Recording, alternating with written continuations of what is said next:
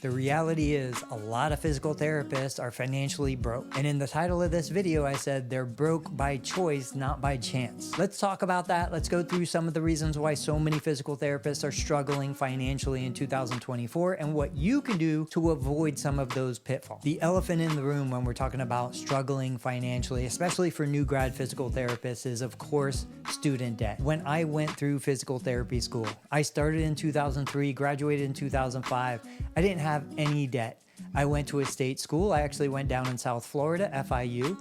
I don't remember what tuition was, but it was affordable. When I was in school, I bought an apartment that was a 2-bedroom apartment. I rented one of the bedrooms to a classmate. His rent covered the mortgage. Then when I sold the apartment, I made a profit on the real estate that actually paid the full cost of my tuition. I was also already a physical therapy private practice owner. So while I was in school, I owned a physical therapy clinic that was generating revenue because I had staff PTs and administrators that ran the business while I was away. But to be a student who recently graduated with 6 figures of debt and then to enter a job force where you're going to make somewhere between $75,000 on the low end and $105,000 on the high end, that starts to become challenging, especially when you look at the forecast for physical therapy salaries moving into the next 5 to 10 years. That forecast brings me to the second reason why so many physical therapists are broke. Because of record level inflation. Now, I know that you've heard the news, you've seen headlines talking about inflation being 5, 6, 7, even 8%. Now, inflation does seem to be calming down, but the reality is inflation is chewing away at every dollar you have in the bank. We're living in a high inflation environment right now, 2024. And we're not seeing compensation rise with levels of inflation. We're not even seeing cost of living increases in many compensation plans. So while reimbursement is declining, compensation is not rising, inflation, the cost of everything you buy from food to gas to housing expenses is going up.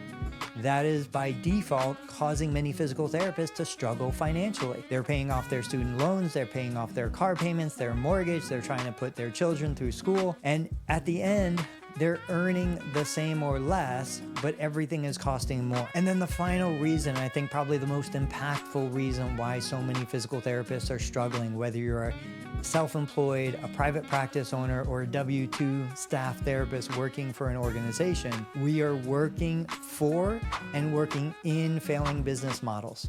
You know, think about this for a second. When I started my physical therapy practice in 2002, the internet was just taking off. Many of the businesses that we have today didn't even exist back then. YouTube wasn't a thing. Social media was nowhere where it is today. Imagine if your best friend came to you and said, "Tony, I want to get into the ice harvesting business." In the late 1800s, ice harvesting was an amazing business. It was one of the biggest businesses globally.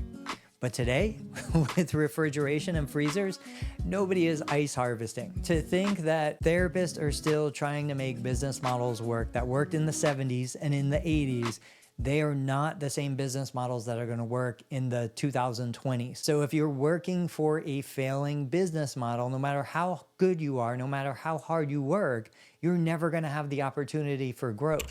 We need new therapists creating new business models, delivering better services in an environment that we live in today, not the environment we lived in 20, 30, 40 years ago. The reality is, I do think the future of physical therapy is bright. I think there's more innovation and opportunity than I've ever seen in my 22 years of private practice ownership. But I'm recording this video because I think it's important that we recognize where the deficiencies are and why so many people are struggling financially.